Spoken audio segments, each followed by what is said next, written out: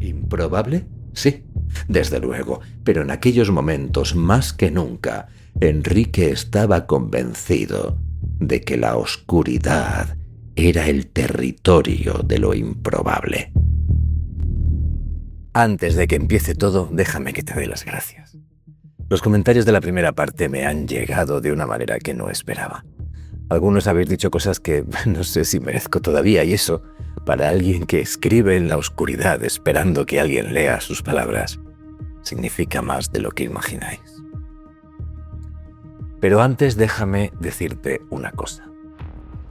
Si acabas de caer en este vídeo sin haber escuchado todavía la primera parte, en la pantalla tienes ahora mismo el enlace.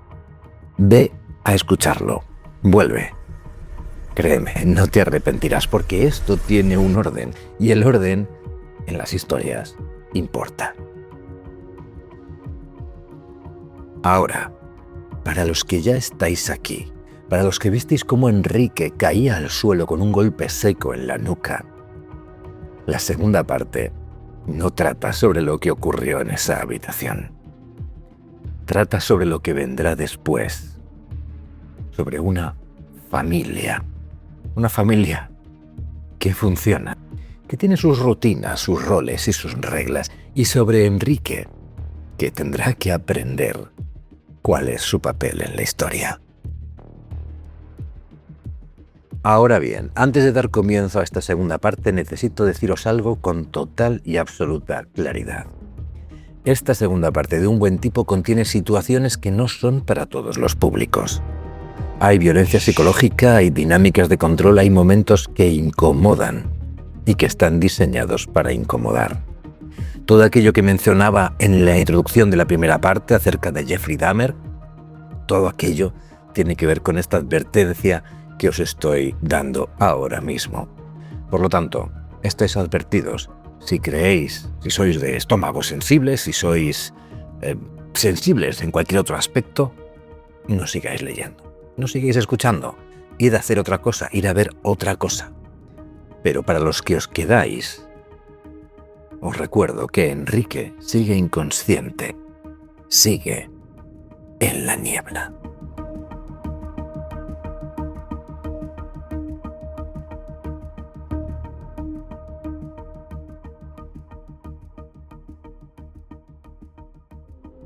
Un buen tipo. Un relato de terror de Mark R. Soto.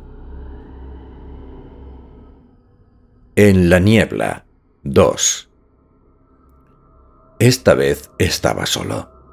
No había voces ni risas. Tan solo el silencio cubriéndolo todo como una gruesa capa de aceite. Enrique estaba en pie, rodeado por aquella niebla blanca y pegajosa. Pero cuando giraba la cabeza a un lado y otro, no podía ver nada. Miró hacia abajo. Sus piernas desaparecían en la niebla. No notaba nada bajo los pies. Flotaba. Y sin embargo, cuando quiso caminar, caminó. Pasaron minutos. Pasaron horas. Pero por fin, una eternidad después, distinguió una voz en la distancia. La voz repetía su nombre, así que Enrique se dirigió hacia ella. Con cada paso, la voz era más clara. «Despierta. Despierta, Enrique», repetía. Una figura con los brazos extendidos hacia él surgió de la niebla y una corriente de tranquilidad le inundó. Era María. María con los brazos abiertos, llamándole. Enrique caminó, corrió hacia ella. «Despierta. Vamos de una vez, despierta». Pero cuando trató de abrazarla, la imagen se deshizo en hilachas de niebla entre sus brazos. «Despierta, vamos, grandísimo. Hijo de puta, despierta de una vez». Enrique parpadeó y comprendió que había despertado. Volvía a tener las manos atadas a la espalda, pero en esta ocasión estaba sentado sobre el suelo de hormigón. Sus brazos, estirados hacia atrás y atados por las muñecas, rodeaban lo que parecía ser una tubería metálica que salía del suelo del sótano y ascendía más allá del techo. Frente a él, una mujer acuclillada le zarandeaba a un lado y otro. «Vamos, despiértate, joder». «Estoy despierto», murmuró Enrique. La mujer se detuvo y le miró fijamente a los ojos. Su cuerpo se interponía entre él y la lámpara que colgaba sobre el banco de trabajo. Su rostro, visto a contraluz, no era más que una sombra negra e inmóvil en la que chispeaban dos pupilas, como hogueras en la lejanía. Cuando la mujer parpadeó, las hogueras titilaron. Se apartó unos centímetros y le abofeteó. Enrique giró la cabeza por efecto del golpe y entonces vio a Lucio tendido en el suelo a un par de metros de distancia, sobre un gran charco de sangre. Estaba tumbado boca arriba con el respaldo de la silla todavía clavado en la cara. Se preguntó si lo que había visto antes de que le golpearan en la cabeza sería cierto. Si la cicatriz en la cabeza de Lucio sería real o tan solo producto de su imaginación.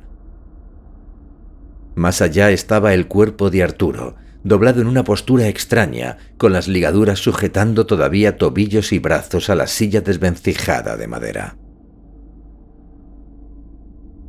María siempre decía que si quería tener alguna posibilidad con ella, si de verdad quería ir en serio, debería romper con su vida anterior. Se preguntó qué diría ella si pudiese ver el cadáver de Arturo, desmadejado en el suelo como un títere al que han cortado los hilos. Probablemente sonreiría. Quizás se conmocionara y se llevara una mano a la boca, como sofocando un grito, pero dentro, muy dentro de ella, algo sonreiría. Enrique estaba seguro. ¿Por qué no? Un rival menos. Otro paso hacia el trabajo estable, un piso de protección oficial, 2 niños y un perro que me asen sus zapatillas. Lo que ella llamaba una familia convencional.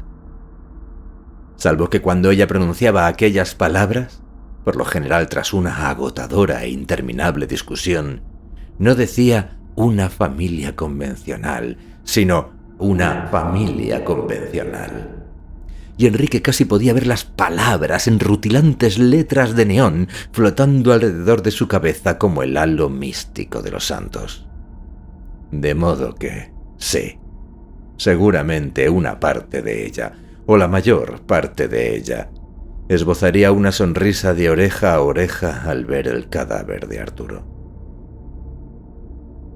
Algo suave y caliente le rozó la comisura de los labios. Cuando Enrique lo atrapó con la punta de la lengua, paladeó el sabor ferroso y salado de la sangre. Aquella hija de puta debía de tener un anillo. «Pues claro que tiene un anillo», se dijo. «Su anillo de casada». La mujer se incorporó y se lo quedó mirando durante unos segundos desde las alturas. Cuando se apartó a un lado y la luz le dio en el rostro, Enrique pudo ver los ojos verdes, el pelo negro. Se lo había alisado y teñido, pero ¿qué más daba? El mohín cruel en sus labios finos. Un presentimiento trepó por su espalda y se clavó como una aguja helada en su nuca. Tragó saliva y a duras penas consiguió preguntar: ¿Samantha? La mujer se echó a reír. Enrique conocía demasiado bien aquella risa como para no sentir un escalofrío al escucharla. Arturo me llamaba Elisa cuando follábamos. Samantha soltó una carcajada cargada de desprecio. Pero supongo que siempre seré Samantha para ti. Cuando te vi en aquella foto en su móvil. ¿De verdad te llamas Enrique? ¿Es tu nombre real o es otro alias? Enrique cerró los ojos, incapaz de creer la situación en que se encontraba. También me dijo que había sentado la cabeza con una pavisosa, una tal María no sé qué. ¿Es cierto eso, Enrique? Samantha llevó la pierna atrás y luego la descargó con todas sus fuerzas en el costado de Enrique, que dio un tumbo y se quedó sin respiración durante unos segundos. El dolor trepaba por su costado como una enredadera. ¿Tan rápido te has olvidado de mí, Enrique? Enrique jadeó en el suelo, incapaz de articular palabra. Antes hacías más daño con la lengua que con las botas, dijo cuando recuperó el resuello. Echo de menos aquellos tiempos. Eran buenos tiempos, ¿verdad? Respondió ella con una sonrisa cargada de desprecio mientras se apartaba de la cara un mechón de pelo. La verdad es que sí. Bueno, estos tampoco están mal. Tienen sus compensaciones, dijo Samantha, pateándole esta vez la entrepierna. Enrique alzó las piernas con los muslos fuertemente apretados el uno contra el otro y quedó tendido boca arriba como un perro. Le habría gustado gritar, pero el dolor era tal que gritar le resultaba imposible. De pronto habían dejado de existir el sótano, las sogas, los músculos doloridos de los brazos, la dureza del hormigón bajo su espalda. De pronto todo se había comprimido y concentrado en sus pelotas, un palpitante Big Crunch que amenazaba con estallar para generar nuevos universos de dolor. De los ojos fuertemente cerrados manaban gruesos lagrimones que se deslizaban por sus pómulos hasta la mandíbula y de ahí al suelo. Samantha aprovechó la postura de Enrique para propinarle otra patada. La puntera de la bota impactó directamente contra su coxis. Y Enrique descubrió que aún podía sentir más dolor. Y esta vez gritó hasta desgañitarse, retorciéndose en el suelo como una serpiente a la que le acaban de cortar la cabeza. «Tienen sus compensaciones», repitió Samantha con una mueca de desprecio. «Por lo menos para mí, hijo de puta». Después dio media vuelta, apagó la luz y salió del sótano. Noche de dolor. Durante las horas de oscuridad que siguieron, Enrique tuvo tiempo para echar de menos la niebla blanca que le había envuelto en las otras ocasiones. La niebla que mitigaba el dolor y le proporcionaba un colchón en el que soñar. No había sueños en las tinieblas que le rodeaban, al menos no sueños que merecieran tal nombre. Allí solo existía el dolor. Una serie de dolores que tardaban siglos en remitir, que recorrían su cuerpo como ríos de lava ardiente.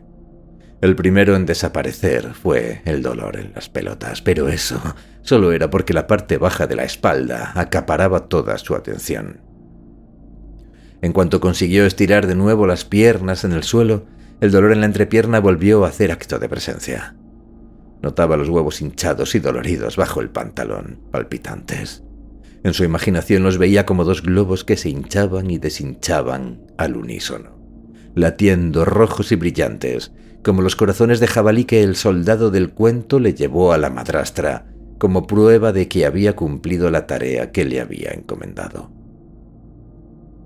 Cuando ese dolor remitió, aunque no del todo, a Enrique le habían dado varias patadas parecidas a lo largo de su vida y sabía que tardaría en desaparecer del todo, que cuando lo creyera olvidado volvería para darle un último latigazo.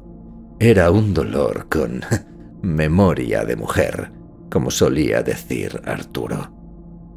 Fue consciente de las consecuencias del golpe en su cabeza y las laceraciones en los brazos que apenas habían comenzado a cicatrizar. Pero estos eran dolores más llevaderos. La marea retrocedía lentamente y solo dejaba tras de sí su cuerpo maltrecho sobre la arena. Enrique encogió de nuevo las piernas y se dio impulso con ellas para sentarse con la espalda contra la tubería metálica, alrededor de la cual tenía atados los brazos. Allí permaneció inmóvil y en silencio durante varios minutos, pensando qué hacer a continuación. La primera lágrima le pilló por sorpresa, pero estaba a oscuras. No había nadie que pudiera verlo, de modo que dejó que siguiera su curso.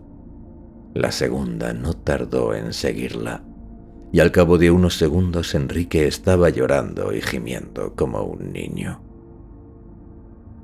Pero pasado un tiempo, incluso el llanto remitió, y Enrique se sintió vacío y perdido, en la oscuridad, junto a dos cadáveres. Pero, ¿y si no estuvieran muertos en realidad? ¿Y si de pronto Lucio movía una mano? Podría oír el ruido que produciría la mano de Lucio al agitarse una vez, dos. ¿Y si alzara el brazo, lo oiría? Enrique trató de no mover ni un músculo y aguzar sus sentidos, pero no oía nada aparte de los latidos de su propio corazón, cada vez más rápidos. Lo que no significaba nada, por supuesto, nada en absoluto. Trató de serenarse. Era absurdo. Lucio estaba muerto, lo mismo que Arturo, aunque no tenía manera de estar seguro, claro. ¿Acaso les había tomado el pulso? La gente sobrevive a cosas muy extrañas. Hay tipos que han seguido llevando una vida normal durante años a pesar de tener una bala alojada en el cerebro.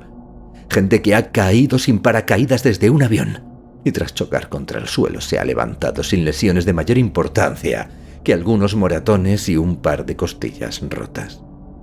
¿Improbable? Sí, desde luego, pero en aquellos momentos, más que nunca, Enrique estaba convencido de que la oscuridad era el territorio de lo improbable. De modo que tal vez, Lucio estuviera despertando en aquel mismo momento. Tal vez estuviera toqueteando el respaldo de madera incrustado en su cara, tratando de decidir si debía arrancárselo o dejarlo en su sitio antes de levantarse y cobrarse su merecida venganza. Enrique se encogió aún más contra el tubo metálico y movió la cabeza a un lado y otro, tratando de ver algo, distinguir algo en la oscuridad. Iba a ser una noche muy larga. Fue muy larga. Sabes que es cierto. Nunca supo cuánto tiempo duró la oscuridad. Pasado un tiempo, Morfeo acudió al rescate y Enrique se dejó mecer por él. Se sumergió en un mundo sin sueños hasta que la luz se encendió de nuevo y abrió los ojos doloridos. Samantha estaba frente a él, alta y conmovible como una estatua. Tenía la cabeza inclinada hacia adelante y el pelo enmarcaba el rostro en un paréntesis oscuro. Junto a ella, cogiéndola de la mano, estaba Ángela con su vestido blanco y sus ojos azules muy abiertos y fijos en él. «Es guapo», dijo la niña dubitativa y se giró hacia su madre como buscando aprobación. ¿No? Sí, ¿no te recuerda a nadie? Ángela giró la cabeza y lo examinó de nuevo. ¿Es que no ve a Lucio?, se preguntó Enrique. ¿No ve su cuerpo retorcido sobre el suelo? Pero al desviar la mirada hacia su izquierda solo vio un amasijo de mantas viejas. Samantha había tapado el cuerpo antes de encender las luces. «Pues no», contestó Ángela al cabo de unos segundos. Samantha se desprendió de la mano de su hija y le acarició el pelo. «Está bien, no importa. ¿Por qué no subes y juegas un rato con Félix?» La niña asintió con la cabeza y salió a la carrera del sótano. «¿Y a ti, Enrique?», preguntó la madre cuando la puerta se hubo cerrado. «¿No te recuerda ella a nadie?». Enrique negó con la cabeza. Samantha se acuclilló a su lado y todavía sonriendo susurró: «¿Cómo hacen el amor los puercoespines, Enrique?». Y entonces él lo recordó. Había sucedido hacía tanto tiempo que lo había olvidado. Habían estado viendo con la muerte en los talones, tumbados en la cama, desnudos bajo el opresivo calor de agosto. Un calor que el equipo de aire acondicionado portátil, pagado con el botín del atraco a una gasolinera, no lograba disipar del todo. En la película, Eva Kendall y Roger Thornhill viajaban en un compartimiento de tren. Eva le preguntaba a Roger, un estupendo Cary Grant en la cúspide de su madurez, cómo conseguía afeitarse el hoyuelo en la barbilla, y éste respondía que del mismo modo con que los puercoespines hacían el amor, con mucho cuidado. Samantha se había echado a reír, porque él tenía el mismo hoyuelo en la barbilla. Al menos en eso se parecía a Cary Grant, ya que no en otra cosa. Cuando él le preguntó de qué se reía, ella se sentó a horcajadas sobre él, e incluso a través del vello púbico pudo notar lo excitada que ella estaba, y hundió el dedo índice en el hoyuelo de su barbilla. «Adelante», había dicho. «Clávame tus espinas». «Tendré mucho cuidado, señorita Kendall», había respondido él. «Oh, creo que eso no será necesario, señor Kaplan». Y mientras en la pantalla el tren se introducía en su metafórico túnel, Samantha y él habían follado hasta que sus cuerpos resbalaban por el sudor. Desde aquel momento la pregunta «¿cómo hacen el amor los puercoespines?» se había convertido en una especie de código entre ellos, la clave para indicar que podía dar comienzo al juego, que quedaba abierta la veda. Y la habían utilizado tantas veces. Ahora, sin embargo, estaba claro que los tiros no iban por ahí. Enrique recordó el rostro de Ángela y sintió que se quedaba sin respiración. Había oído en una ocasión que el hoyuelo en la barbilla era un rasgo dominante. Su padre lo tenía. Él lo tenía. Y Ángela lo tenía. «¿Quieres decir que...?» comenzó a decir, maniatado en el suelo, pero la pregunta murió en sus labios. «Oh, sí, muchacho», respondió Samantha, poniendo los ojos en blanco. Después alzó el índice de su mano diestra, lo hundió en la barbilla de Enrique y dijo: «Bienvenido al mundo de los adultos, papá». Samantha se va. Pero eso no puede ser», balbuceó Enrique. «Siempre lo hacíamos con condón y tú tomabas la píldora. Joder, no había precaución, que no. Hasta los condones fallan de cuando en cuando. Y no hablemos de la píldora. Además, es posible que yo quisiera quedarme embarazada». ¿Era posible? Enrique supuso que sí. Ella era siempre quien le ponía el preservativo. Se le daba de miedo hacerlo con la boca. Era toda una profesional en eso. Y por entonces llevaba las uñas largas. Un pequeño corte con la uña del pulgar antes de llevarse el condón a la boca, unas píldoras arrojadas al inodoro o a la bolsa de la basura. Sí, claro que era posible. Si algo había aprendido a lo largo de los años que habían compartido era que cuando Samantha deseaba algo, lo conseguía. Siempre. No importaba lo que tuviera que hacer o el precio que tuviera que pagar. Alzó la cabeza y vio que Samantha lo contemplaba, divertida. ¿Y ahora qué? ¿No vas a soltarme?, preguntó. «Ah, no, de eso nada. Tú te quedas donde estás. Yo voy a subir y explicárselo todo a Ángela. Es una niña muy precoz. Después decidiremos qué hacer contigo, juntas, madre e hija».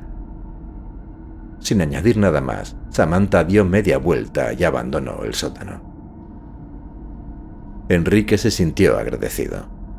Al menos esta vez había dejado la luz encendida.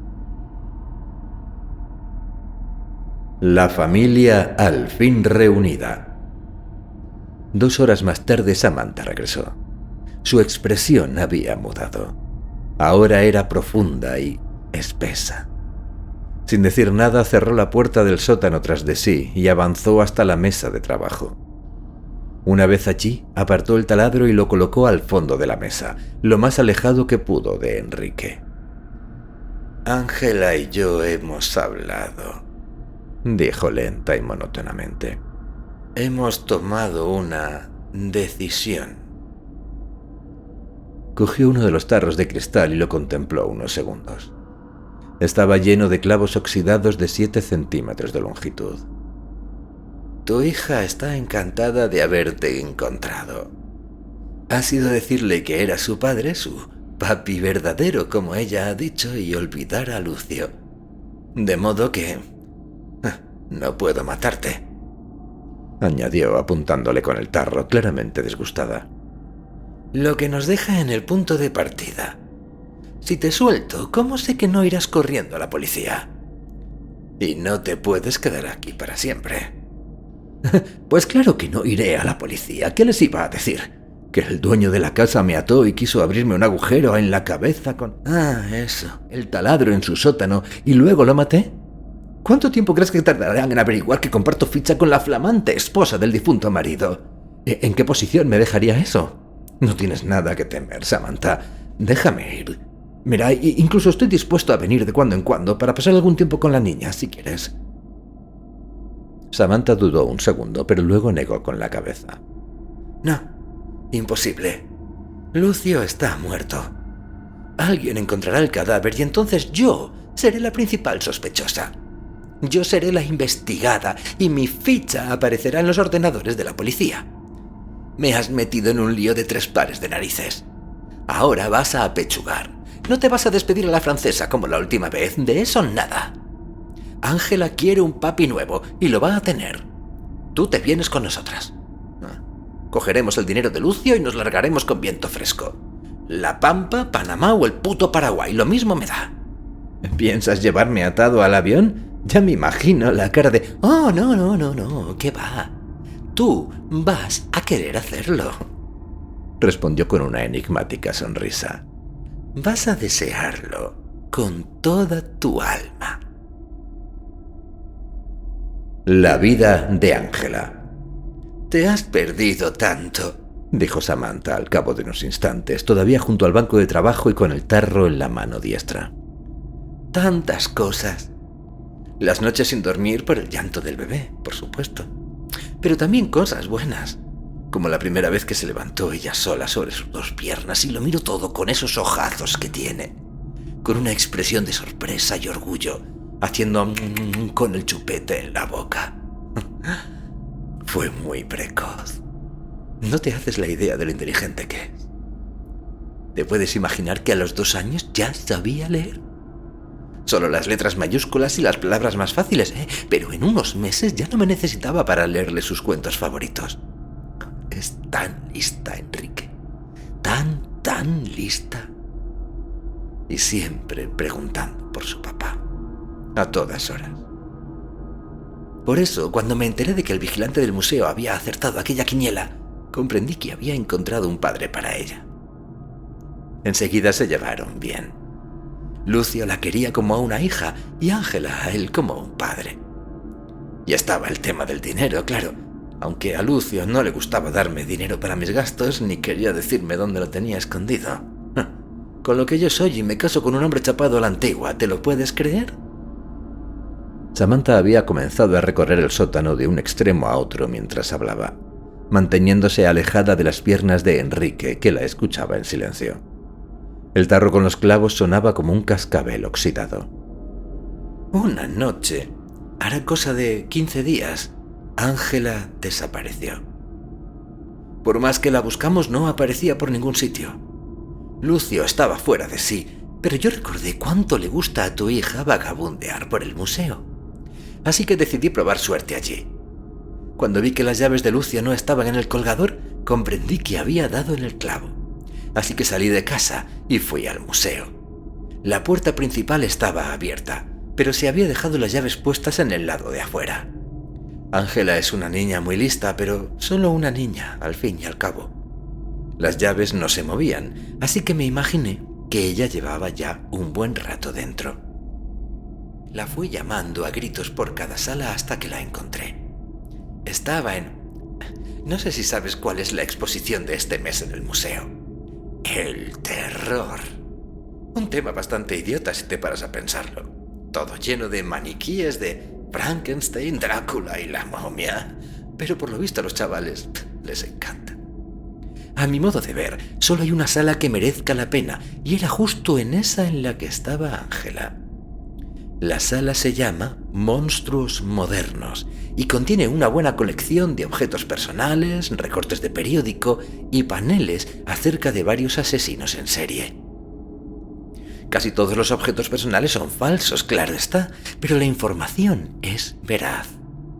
Lo comprobé en internet, era cierto, lo que contaban los paneles era cierto. Y la niña los estaba leyendo uno por uno. Me acerqué a ella, aliviada porque por fin la había encontrado, y la cogí en brazos. Estaba absorta en la lectura de un panel acerca de Jeffrey Dahmer. ¿Te suena? ¿Y si te digo el caníbal de Milwaukee? Tampoco. Bueno, yo tampoco sabía gran cosa de él en aquel momento, pero vi de refilón el cartel mientras abrazaba a Ángela contra mi pecho y leí unas palabras que captaron mi atención. Samantha sonrió con las manos en las caderas mientras contemplaba a Enrique como si esperase algo de él. ¿Qué palabras?, preguntó por fin. Así conseguía someter a sus víctimas a su voluntad. ¿Entiendes? No, ya veo que no. Bueno, volví con la niña a casa y ahí acabó la cosa, más o menos. Samantha se mordió los labios como si estuviera decidiendo cómo continuar su historia, eligiendo cuidadosamente sus próximas palabras. Lo que el tal Dahmer hacía, básicamente, era engañar vagabundos con la promesa de cerveza gratis. Así le acompañaban a su casa. Una vez allí los mataba y después jugaba con los cadáveres, por decirlo de algún modo. Claro que sus juguetes no duraban demasiado. Enseguida empezaban a oler mal. Pero Dahmer era un tipo con iniciativa. Aprendió técnicas caseras de embalsamación y por último perfeccionó lo que en el panel denominaban zombificación. Zombificación. La palabra resonó en la cabeza de Enrique, despertando mil ecos. Oh, no, no es por mí, es por mi esposa. Está tan atareada a que ya no araña, a que ahora se porta bien. Pero no me quería decir dónde tenía escondido el dinero. Y los agujeros en la cabeza del gato y en la cabeza de Lucio. El taladro. Hará todo lo que mamá y tú le digáis. El puto taladro. Samantha soltó una carcajada al ver la expresión en el rostro de Enrique. Veo que lo vas pillando. La zombificación consiste en abrir un agujero en la puta cabeza. Samantha asintió con la satisfacción de una profesora ante un alumno aplicado. En el lóbulo temporal, sí. Pero esa es solo una parte del proceso. Volví un par de días después a aquella sala del museo y lo leí todo de cabo a rabo. Lo que hacía Dahmer era dejar inconscientes a sus víctimas y después practicarles un agujero en la sien con la ayuda de un barniquí. En el agujero después inyectaba agua caliente, ácido muriático, lo que se le iba ocurriendo. En el fondo el tipo se consideraba un científico. Los mendigos se convertían en hombres sin la menor voluntad. Tal vez no deseosos por satisfacer cualquiera de sus deseos, pero al menos indiferentes. En cuanto lo leí, comprendí que había dado con la solución a todos mis problemas. Pero primero tenías que practicar. Claro, no iba a lanzarme de buenas a primeras a por el premio gordo, o a por el premio al 15, si lo prefieres. No, le compré el gato a Ángela y probé con él. Funcionó. Así que una semana después probé con Lucio. Y también funcionó. Casi. ¿Casi? Según el panel, los zombies que se fabricaba Jeffrey Dahmer se convertían en seres sin voluntad. Mientras el agua caliente o el ácido muriático ejercía su efecto sobre ellos, prácticamente eran vegetales que hacían cuanto se les ordenaba, pero al desaparecer el efecto recuperaban la conciencia. Al menos hasta cierto punto. Así fue como pillaron a Dahmer. Un buen día apareció frente a su casa un mendigo desnudo y atontado con un agujero en la cabeza, diciendo que le habían prometido cerveza gratis y que ya no recordaba nada más. con Lucio funcionó aún mejor de lo que me esperaba. Incluso bajo el influjo del agua caliente, ya ves, ni siquiera tuve que usar ácido. Se portó estupendamente y me dijo dónde tenía escondido el dinero. Un poco anhelado, sí, pero bueno, Lucio nunca fue un lumbreras. Pero la peor parte es la de sin voluntad. Alzó las cejas, aguardando de nuevo una respuesta por parte de Enrique. Este alzó las cejas a su vez, en ademán inquisitivo.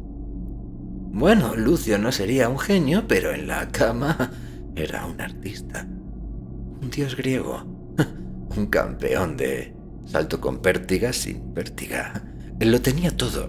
Potencia, resistencia. Sin embargo, después de la operación, no volvió a ser el mismo. Digamos que dejó de funcionar. Y ahí es donde entras tú y la razón por la que me las ingenié para traerte hasta aquí. ¿Yo? Samantha se acercó a él sosteniendo el frasco en alto y se arrodilló a la altura de su cadera. Sin quitarle la vista de encima, le desabrochó el pantalón. Si te mueves te estampo el tarro en los morros, ¿estamos? Cuando le bajó el pantalón hasta los muslos, Enrique sintió el frío del hormigón en los glúteos. Su pene pareció sentir el frío también y trató de desaparecer entre el vello púbico. Hay algo que Ángela desea casi tanto como un padre. Un hermanito. Siempre ha querido un hermanito. Lleva muchísimo tiempo insistiendo en ello. Abrió la tapa del frasco y lo inclinó. Los clavos y tornillos cayeron en cascada sobre el hormigón, levantando una pequeña nube de óxido. Después se agachó sobre Enrique y con la mano libre comenzó a masajear su miembro lentamente. Apretar, liberar, apretar. Enrique a su pesar dejó escapar un gemido. Samantha sonrió y se inclinó hasta que su cabello, negro y liso como una cascada de alquitrán, le acarició las caderas. ¿Qué vas a hacer?, logró preguntar Enrique a duras penas. Samantha alzó el rostro. Tenía la boca entreabierta y los labios rojos y húmedos. Su mano se deslizaba, apretaba, liberaba, arañaba, acariciaba, presionaba. «Cariño», dijo mostrándole el tarro vacío. «Si con Boris Becker funcionó, contigo también lo hará». He aquí la cuestión. Samantha podía ser una gata, y una gata peligrosa por añadidura, pero su lengua era suave como la seda, y aquella seda le recorrió de arriba a abajo mientras la mano seguía con su bombeo, tan rítmico como era necesario, tan arrítmico como ella recordaba que a él le gustaba. Las caricias recorrieron el glande y lubricaron por completo lo que en tiempos ellos habían llamado la zona 1. Sus labios siguieron luego hasta la zona 00, recreándose en ella antes de pasar más abajo, a lo que llamaban la zona 0,5 por estar entre la 00 y la 0, también conocida como el pozo de las desdichas, el agujero negro, el consuelo del prisionero.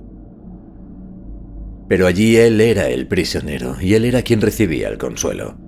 Aunque no quería recibirlo, no quería aceptarlo, no señor, por nada del mundo. De haber tenido las manos libres la habría apartado de sí y lanzado contra la pared opuesta del sótano, pero las tenía atadas, firmemente atadas, y he aquí la cuestión. ¿Trempar o no trempar? ¿Seguir o parar? ¿Dar cancha libre o hasta aquí hemos llegado? Con los ojos cerrados con fuerza trataba de no pensar, no sentir, pero su lengua excitaba cada una de sus terminaciones nerviosas. ¿Cómo no sentirla? ¿Por qué no dejarla hacer su trabajo? ¿Por qué no ceder? Porque le mataría. De eso estaba seguro.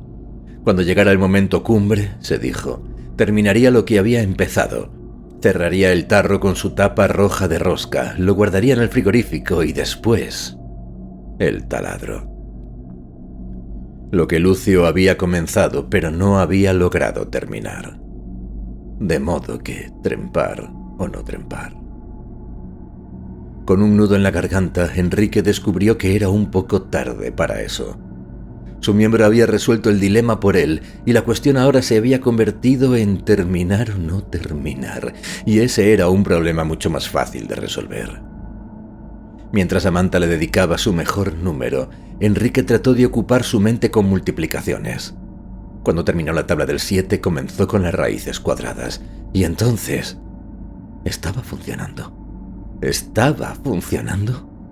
Con los párpados cerrados con fuerza le pareció que sí, que la tensión aflojaba. Reflujo, reflujo, olas que se retiran dejando una línea oscura en la playa. Pensó en María. María por la noche con el pijama de franela. María recién levantada, despeinada, con ojeras.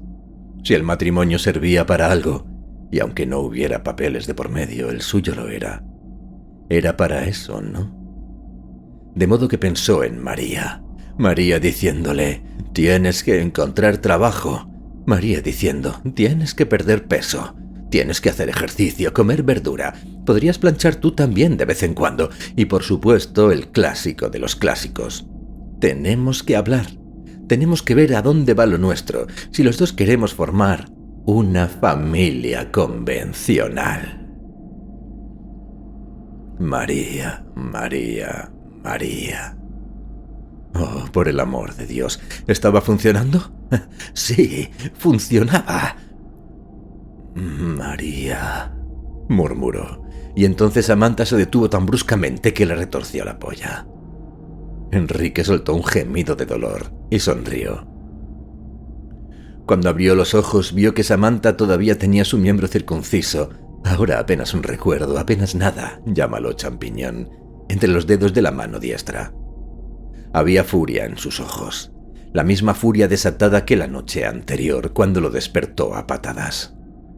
Enrique supuso que ella estaba deseando volver a hacerlo, volver a ensañarse con su... su zona 00. Pero no se atrevía a hacerlo por miedo a dañar a sus pequeñines.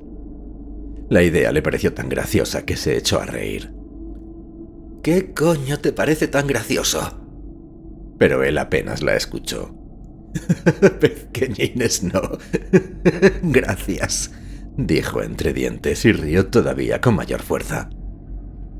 Samantha lo miró como si estuviera loco y ¿no lo estaba? Claro que sí. Un pirado había estado a punto de abrirle un tercer ojo en la frente con un taladro. El mismo pirado que había matado a su amigo. Había descubierto a su antiguo amor y a una hija de la que no sabía nada, y le habían estado haciendo la mamada del siglo como primer plato con la promesa de una lobotomía casera para el postre. Y todo en unas pocas horas.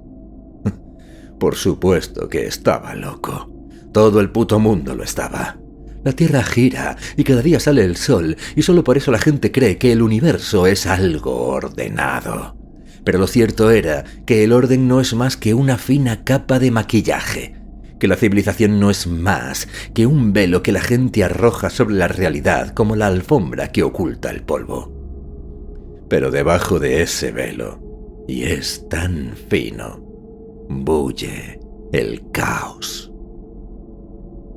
¿De qué cojones te ríes?, preguntó ella airada, pero solo consiguió arrancar otra carcajada histérica de Enrique. Las lágrimas le rodaban por las mejillas hasta los lóbulos de las orejas.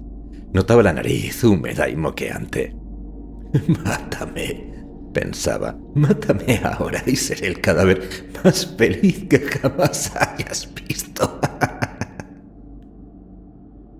Pasado un rato abrió los ojos y aunque trató de mantener la compostura, el rostro serio y desconcertado de Samantha hizo añicos todos y cada uno de sus intentos. La risa escapó por la nariz y enseguida otra vez por la boca y por cada uno de sus poros. Su vientre subía y bajaba con cada carcajada, temblaba como un tambor. ¿Y su polla? Su polla había desaparecido completamente, o casi, entre la mata de vello púbico. Lo que había comenzado con el recuerdo de María había terminado con la risa. La risa, pensó, esa gran asesina de erecciones. Toma nota, que da para un libro. Y volvió a romper a reír.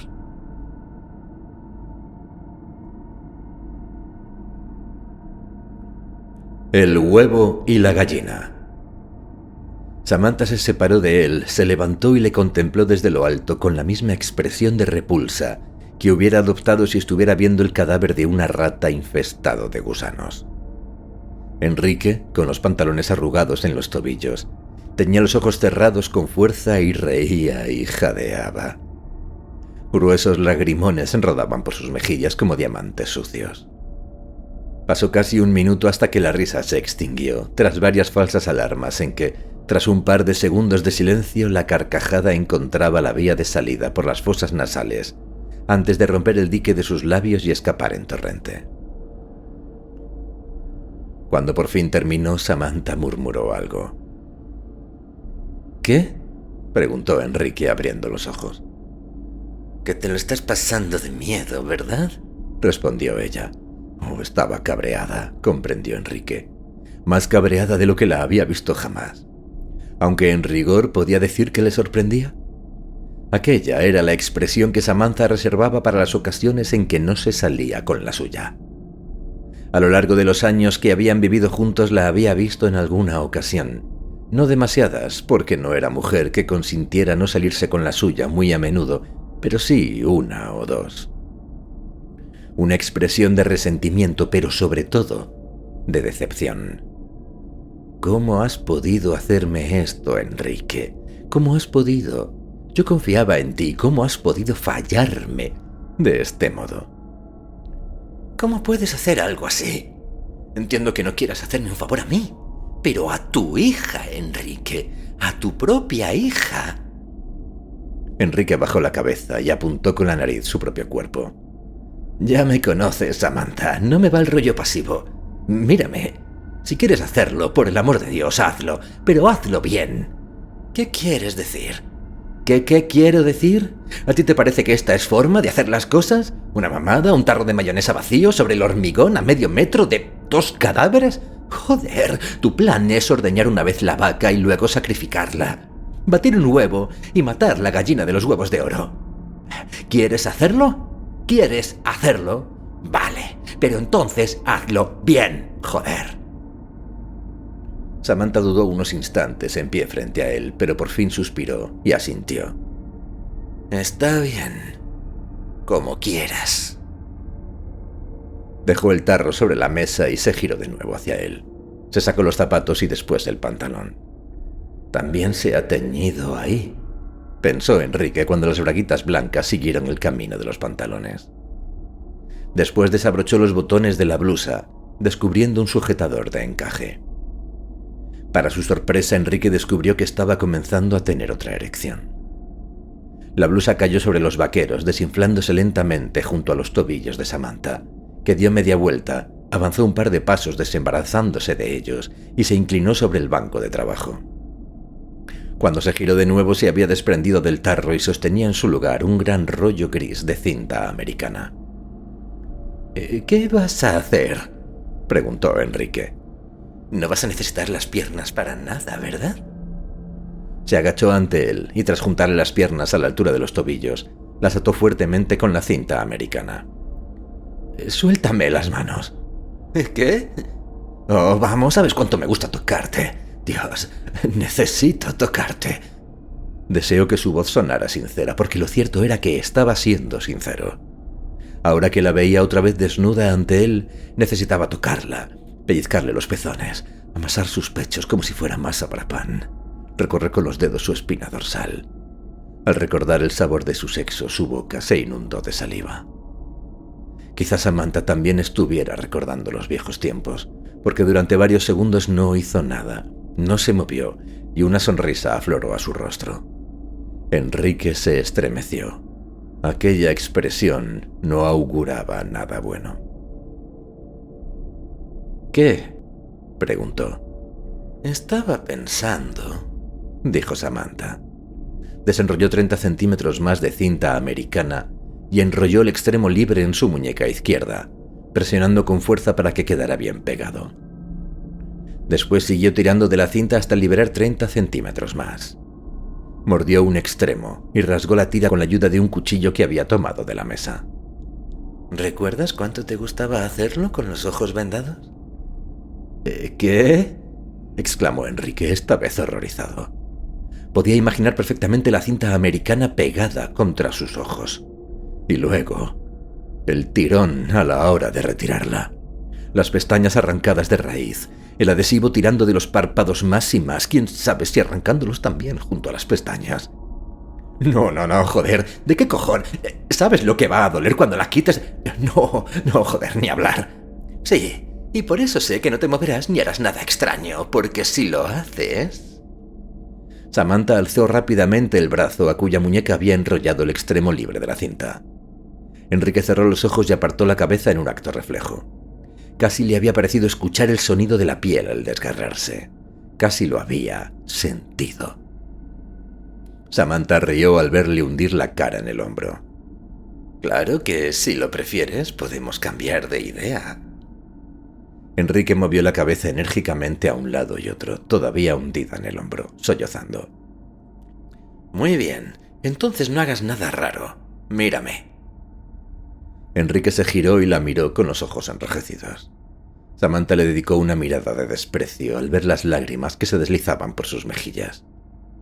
Se puso a horcajadas sobre él y pegó firmemente la cinta americana sobre los ojos, de sien a sien. Al mundo de Enrique se lo tragó la oscuridad.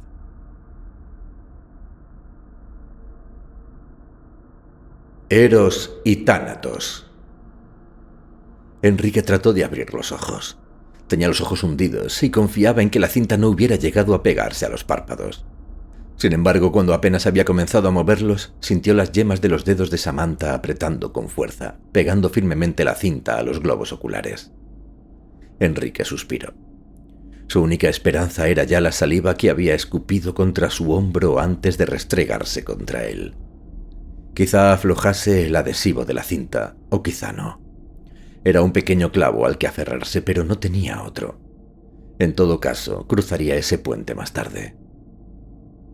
Sintió una leve corriente de aire y enseguida notó el vello púbico de Samantha haciéndole cosquillas en el pecho. Se había sentado a horcajadas sobre él e inclinado hacia adelante. Una bolsa de carne cálida y firme se apretó contra sus labios y él abrió la boca para recibir el pezón, que comenzó a endurecerse. El cuerpo de Samantha se movía a un lado y otro, y en ocasiones notaba en sus manos el roce frío de la hoja del cuchillo. Un par de segundos después tenía las manos libres. Samantha se incorporó. El pezón se retiró de su boca y trepó sobre él hasta que un denso olor a almizcle lo llenó todo. Su sexo era cálido, suave. Enrique entreabrió la boca y su lengua se abrió paso entre los labios mayores. Samantha jadeó al sentir cómo la lengua ascendía hasta el clítoris, y Enrique gritó de dolor cuando de pronto notó el tirón de la cinta pegada a sus ojos. «Lo siento», murmuró Samantha. El tirón desapareció y Enrique comprendió que Samantha había olvidado por un segundo que tenía el extremo de la cinta enrollado en la muñeca. «Que te sirva de recordatorio. Nada de mordiscos, nada de...» La lengua de Enrique había comenzado a subir y bajar, arriba y abajo, suave, fuerte. Samantha olvidó lo que iba a decir y comenzó a mover el pubis acompañándola, frotándose contra su barbilla. «Casi había olvidado». Enrique soltó una risita sofocada. «Lucio, no...» «No pares», dijo ella, y él le hizo caso. «Ya te dije que era un tipo chapado a...» Samantha no terminó su frase. Comenzó a mover la cadera con más brío, y a detenerla, a moverla, y a detenerla. Los músculos de sus muslos se tensaron en torno al cuello de Enrique, que supo que ella se iba a correr, se estaba... Samantha gritó, y durante un par de segundos sus músculos se tensaron, se relajaron y volvieron a tensarse, antes de quedar relajados por completo. Enrique aprovechó aquellos segundos de pausa para tratar de abrir los ojos. No dispondría de mucho más. Samantha nunca se conformaba llegado a ese punto. Para ella el sexo era competición, llegar más allá, arañar, empujar y romper el non plus ultra. Enseguida estaría lista para seguir, para concluir en realidad lo que había empezado. Y después, claro, el taladro. Tal vez podría convencerla de que dejara aquella parte. Enrique se respondió a sí mismo que no. En todo caso, lo que menos le apetecía en el mundo era convertirse en el Sherezade del coño de su ex. Los párpados temblaron bajo la cinta. Temblaron. Desde luego no podía abrir los ojos, pero era un principio. Los muslos se movieron, se retiraron de su cuello, y por un momento Enrique no sintió nada. Samantha se había levantado. Sin embargo, no podía haberse ido demasiado lejos, o habría tirado de la cinta que le cubría los ojos. Poco después sintió el calor que tan bien recordaba, abrazándole, cubriéndole, rodeando su miembro como un guante exquisitamente cálido, resbaladizo y elástico. Alzó una mano y tropezó con los pechos de Samantha. Los acarició, los pellizcó, los amasó, los dejó mecerse en el cuenco de su mano, el pezón arañando suavemente la palma adelante y atrás con cada movimiento de ella, que subía, bajaba, se deslizaba. Enrique gimió cuando creyó que iba a alcanzar el clímax y apretó las mandíbulas tratando de llenar su cabeza con una sola imagen, la imagen de María. Las mismas imágenes que le habían servido hacía 20 minutos. Tenía que resistir más que Samantha, a eso se reducía todo. Algo frío se posó en su cuello, el cuchillo. Notó cómo el filo le arañaba la piel suave del cuello. Samantha no se fiaba de él, ni aun contando con la cinta adherida a sus ojos. El filo del cuchillo, sin embargo, obró el milagro. Un escalofrío le recorrió todo el cuerpo, desde el cuero cabelludo hasta las plantas de los pies. El orgasmo fue relegado al olvido y su mente se desgajó, se alejó del sótano y viajó a un pasado que se aparecía ante él como una secuencia de fotografías desgastadas con los bordes retorcidos. Una instantánea de fotomatón. Después de un atraco, Samantha, con su pelambrera de rizos caóticos y su sonrisa despiadada pero sincera, sentada en su regazo. Él con barba de 3 días, abrazándola desde atrás. La mano izquierda extendida sobre su pecho izquierdo como una araña. La diestra sosteniendo una bolsa de supermercados Día, de la que sobresalían 2 botellas de Jim Beam y una bolsa de patatas fritas. Samantha había pintado en la bolsa el signo del dólar con un pintalabios robado de un todo a 100. Ambos reían como si el mundo nunca fuera a dejar de girar, como si siempre fuera a ser verano para ellos. Pero había llegado el invierno. Siempre llegaba el invierno. Enrique sintió cómo le escocían las lágrimas tras los párpados bajo la cinta adhesiva. El cuchillo se incrustó con más fuerza en su cuello cuando Samantha comenzó a agitarse con más ímpetu. Quería que él se corriera, se maravilló Enrique. Por primera vez en su vida, ella misma, su propio placer, no era lo que le importaba. ¿Y qué había obrado el cambio? Los deseos de una niña de 7 años. Sangre de su sangre. Boca arriba, con la mano laxa y como sin vida sosteniendo el pecho de Samantha, Enrique escuchó cómo ella jadeaba cada vez más fuerte, y supo que en esta ocasión era ella quien trataba de retrasar su propio orgasmo. Para poder continuar, para poder seguir moviéndose sobre él, engullendo un pedazo de carne muerta, enhiesta pero indiferente. Enrique había alcanzado un grado de serenidad que jamás habría sospechado posible. La clase de serenidad que, supuso, solo alcanzaban los dragones del sexo tántrico. La serenidad basada en la confianza de que podrían seguir así durante horas, que el destino final no importaba, tan solo el viaje. El viaje. Oh, sí, el viaje. Habían viajado tanto, Samantha y él. De una provincia a otra, de un extremo a otro del país. Cada vez en un coche distinto, fingiendo ser personas distintas, follando como desconocidos, gritándose nombres fuera de fase en el momento del clímax. Antonio cuando era Juan, Juan cuando había cambiado a Agustín, Agustín cuando había decidido llamarse Enrique. ¿Qué importaba cómo se llamara al final? ¿Cómo le hubieran llamado al principio? Lo importante, lo único importante, era el viaje. La polla que orada la oscuridad como un faro la tormenta, El semen saltando en cama elástica. Asegúrate de que el condón no esté roto. No queremos un mocoso que nos ate y ancle el presente al pasado. El viaje. El viaje.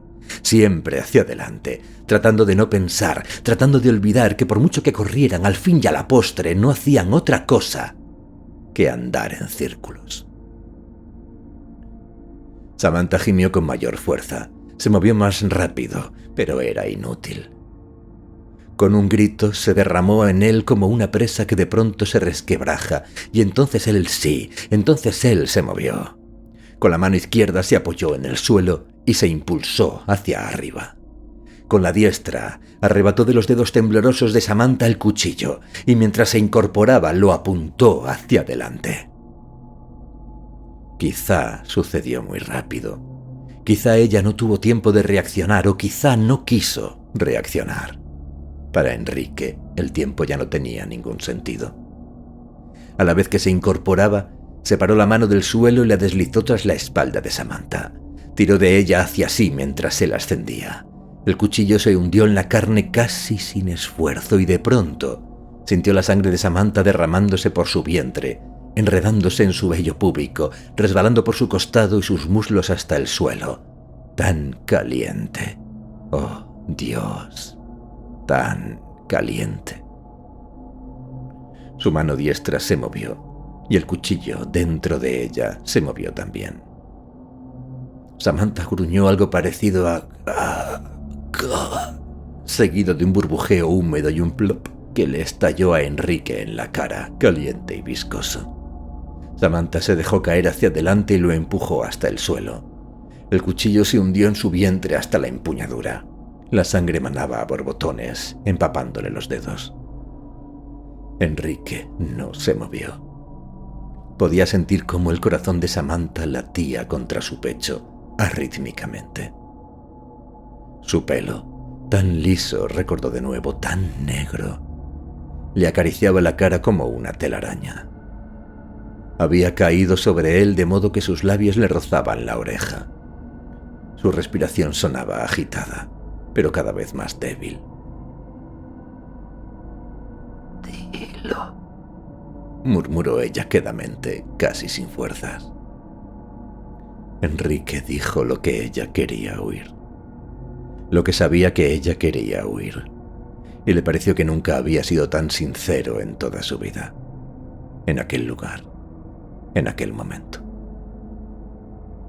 Samantha soltó una risita que le salpicó la oreja. cuídala. Murmuró junto a su oreja. Prométeme que la... Pero ya no dijo más. Aún respiró algún tiempo y su corazón siguió latiendo. Pero al fin llegó el fin. El viaje había concluido. El círculo se había cerrado. El velo cayó y detrás solo había silencio. Padre. ¿Cuánto tiempo pasó hasta que Enrique volvió en sí? No demasiado. El cadáver de Samantha seguía caliente cuando lo hizo rodar, apartándolo de sí como quien se saca un guante viejo. La saliva y las lágrimas habían disuelto parte del adhesivo de la cinta americana, pero aún así, cuando la retiró, sintió cómo se aferraba con desesperación a sus párpados y tiraba de ellos como si quisiera arrancárselos de cuajo. Gritó hasta quedarse afónico mientras las pestañas se desprendían una a una con un plic audible, como cuerdas de una guitarra cuyo clavijero alguien hubiera tensado más allá del punto de ruptura. Cuando por fin la hubo retirado del todo, no sintió ningún consuelo.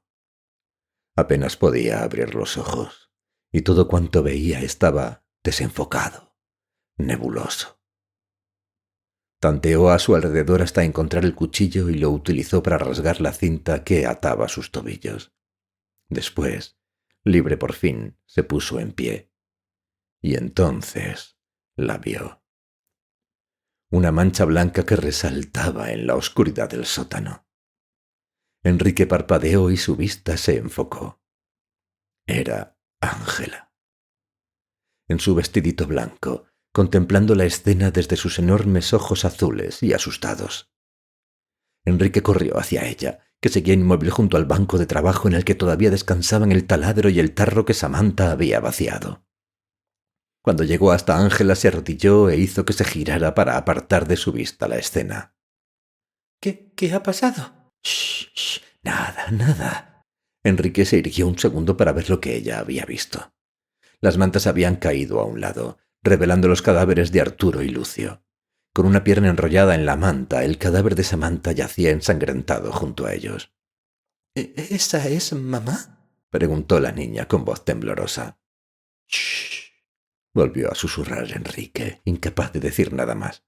¿Qué va a pasar ahora? ¿Vas a cuidarme tú, papi? ¿Me encontrarás otra mamá?, dijo Ángela con una voz tan monótona, tan fuera de lugar, que Enrique sintió que se le rompía el corazón. Pensó en María. María, que quería un bebé más que ninguna otra cosa. ¿Pero aceptaría a Ángela? Supuso que sí. Y si no, él haría que la aceptara. Se lo había prometido a Samantha antes de morir. No importaba que las palabras no hubieran llegado a salir de su boca. O quizá por eso mismo importaba aún más. Sí, tendrás otra mamá. Te cuidaremos de... Pero entonces las palabras murieron en sus labios.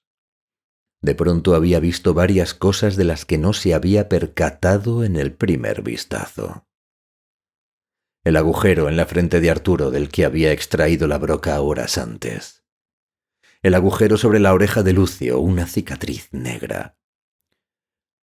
El agujero conseguía someter a sus víctimas a su voluntad, que quedaba al descubierto sobre la oreja de Samantha al caerle. Lo que siempre pide, casi tanto como tener un padre, un hermanito. El pelo hacia un lado. Oh, estoy segura de que sí, dijo Ángela. El taladro que ya no estaba sobre el banco de las herramientas donde él acababa de verlo. Estoy segura de que me cuidaréis muy bien, repitió Ángela con una sonrisa, pulsando el gatillo del taladro mientras lo acercaba a la sien de Enrique.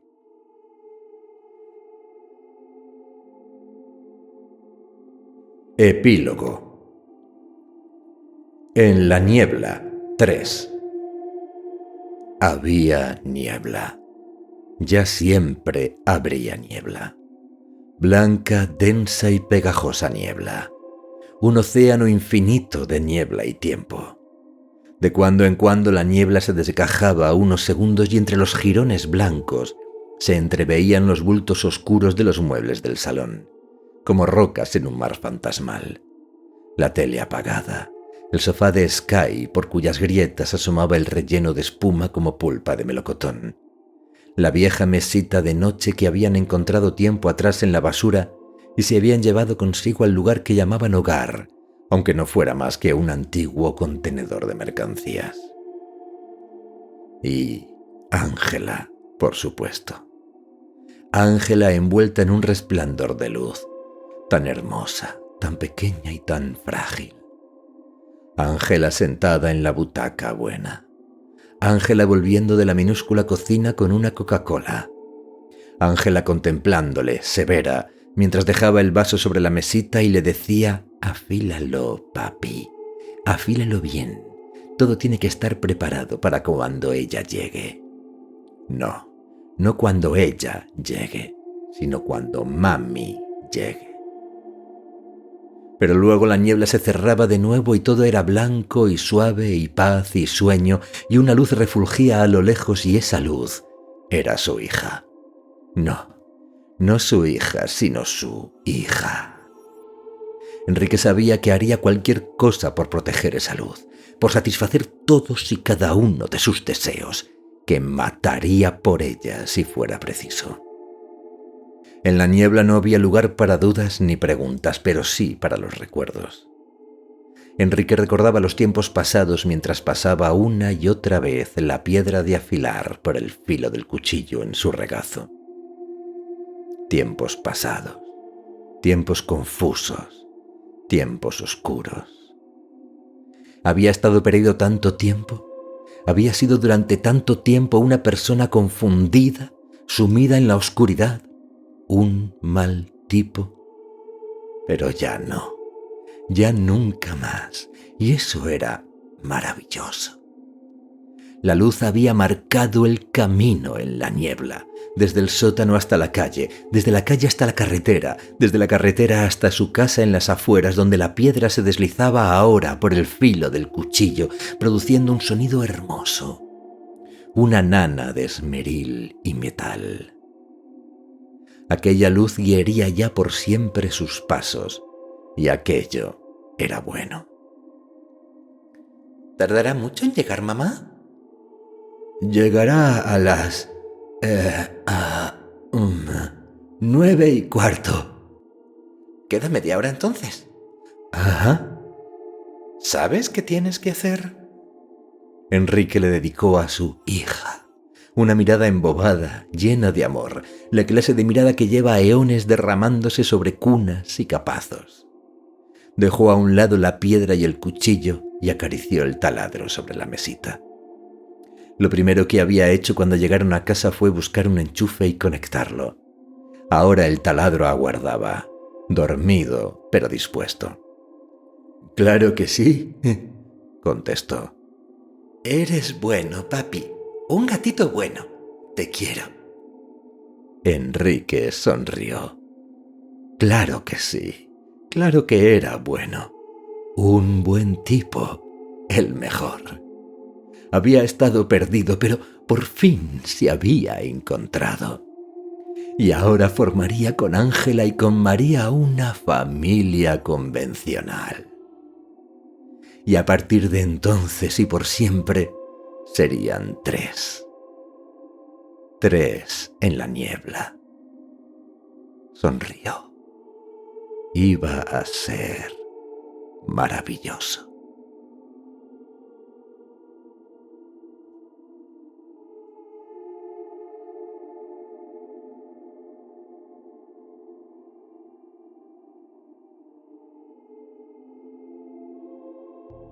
Os lo advertí en la primera parte, en aquella introducción que parecía no acabar nunca, cuando se hablaba de los temas que surcaban este relato y cómo hablaban de la paternidad desde determinado punto de vista. Habéis podido comprobar que, como en toda buena historia de terror, ese punto de vista es un punto de vista incómodo. ¿En qué nos convierte ser padres? ¿Cómo nos cambia? ¿Nos lobotomiza el cerebro, que es lo que parece querer decir esta historia? ¿Cuál es vuestro punto de vista al respecto? Contádmelo en los comentarios. ¿Qué significa la paternidad o qué significó la paternidad para todos y cada uno de vosotros? Y para vosotras también la maternidad, porque, a fin de cuentas, si a los hombres nos cambia, a las mujeres mucho, mucho, mucho más. ¿Estamos gobernados por pequeños tiranos de 3 años? ¿Por nuestras propias hormonas que se desbocan desde un punto de vista físico en el caso de unos o psicológico en el caso de otros? Huelga a decir que mi opinión no es ninguna de las que vierte este relato. A la hora de escribir, casi nunca permito que mis puntos de vista personales salgan a relucir en la historia. Lo que busco es la coherencia con los personajes y con la propia historia, lo que la historia necesita. Yo no necesito darle al mundo mi opinión. Yo no necesito enseñar a nadie, dogmatizar. Creo que no es papel de los escritores ni de los artistas educar a las masas. Pero sí tengo un deber para con la historia. Y en este caso, esta historia en concreto, la historia de Enrique, era lo que tenía que contar. Era el tema que subyacía debajo de ese fósil enterrado del que hablaba Stephen King en... Bueno, no lo tengo aquí. Sí lo tengo aquí. Mientras escribo. Os dije que buscaría los libros durante la mudanza. Bueno, pues los he ido encontrando. El del Diccionario del Crimen aún no lo he encontrado. Espero no haberlo perdido porque está agotadísimo. Y es un libro al que le tengo mucho, mucho cariño. Así que aquí tenéis mientras escribo, pero también tenéis un buen tipo. En una colección de bolsillo, de bolsilibros que saqué en su día, libros que caben perfectamente en el bolsillo interior de una chaqueta, Y bueno, pues lo tenéis en Amazon si lo queréis tener o releer. Os suena la portada que intentamos rehacer para la miniatura del primer vídeo. Aquí lo tenéis. Y también está incluido en El hombre divergente, esta antología de relatos, de los cuales, si os ha gustado Un buen tipo, leeré más de uno aquí en el canal, siempre alternando con relatos clásicos de Edgar Allan Poe, de H.P. Lovecraft, Julio Verne, Alejandro Dumas, Gustavo Adolfo Bécquer, en fin, muchos otros autores clásicos de la aventura, del terror y de todos los géneros, porque al final lo que importa no es el género, lo que importa es la historia, no importa el género, importa el genio. Por lo tanto, aquí os espero a todos y cada uno de vosotros. Muchísimas gracias por recibir esta historia con el calor y el cariño con el que la habéis recibido. Para mí significa muchísimo. Es una historia, ya os lo decía en la introducción, de aquella primera parte, de la que, si bien me siento orgulloso, no considero que sea ni muchísimo menos la mejor. Sí es aquella en la que rompí un montón de normas que yo me había impuesto en su día y que no he vuelto a romper desde entonces. El contenido de aspecto íntimo, ¿vale?, de relaciones íntimas de forma explícita, que considero que no es necesario por lo general, me parece que no viene al cuento de una historia dar detalles sobre las relaciones íntimas, salvo que sean centrales, nucleares en la historia. Aquí lo era. Y algunas historias más, algunos temas más que traté aquí ya no volví a tratar. Volverá a aparecer, como os decía, nuevas historias mías aquí en el canal, pero sobre todo volveremos a Lovecraft, seguramente con El extraño. Iremos también a visitar la casa Usher de Edgar Allan Poe y muchas otras historias. Un fuerte abrazo, os espero por aquí.